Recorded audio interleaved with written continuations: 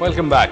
Now, Chief Minister Jayalalitha today told the Assembly that biometric smart family cards will be issued to the people of the state from 2012 to 2013.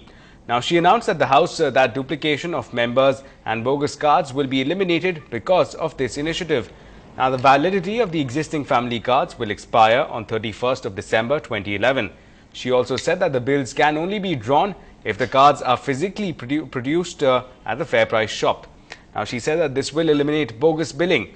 The replacing of existing cards with smart family cards will be based on the data collected by National Population Registry for the unique identification number, according to the Chief Minister.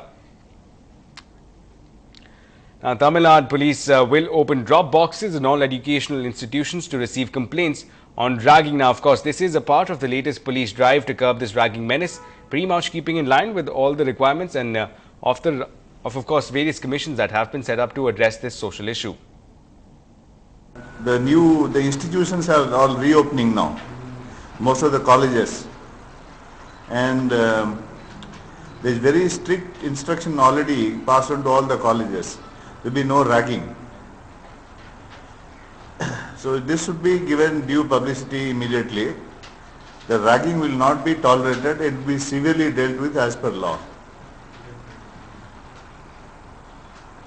And we are giving you some numbers. We will be giving you my number, the DC's, respective DC's numbers, and anybody can call directly if there is an incident of ragging. And well, if you're looking to buy gold either as an investment or as jewelry, it appears that every passing day will cost you more. A combination of global triggers and increased demand in India on account of wedding and festive seasons, price of gold hit an all-time high of 28,150 rupees for just 10 grams. Meanwhile, 24-carat gold in Chennai's jewelry stores will cost you 27,980 rupees for every 10 grams. With worries of a double-dip recession in the US, economic worries in the Eurozone and India itself looking at muted growth, there has been an increased push by global investors to buy gold. Now, gold is regarded widely as one of the safest avenues of investment, and though analysts advise a bit of caution, there is consensus on the upward trajectory of the prices of this precious metal. Well, it's time now to take a look at all the action coming in from the world of internet. Let's take a look.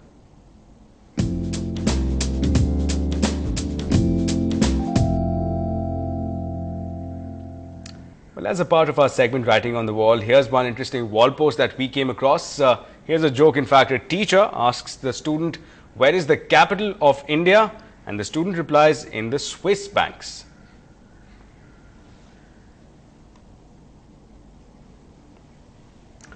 Well, up ahead on the bulletin, how did the movies that released today fare? A hit or a miss?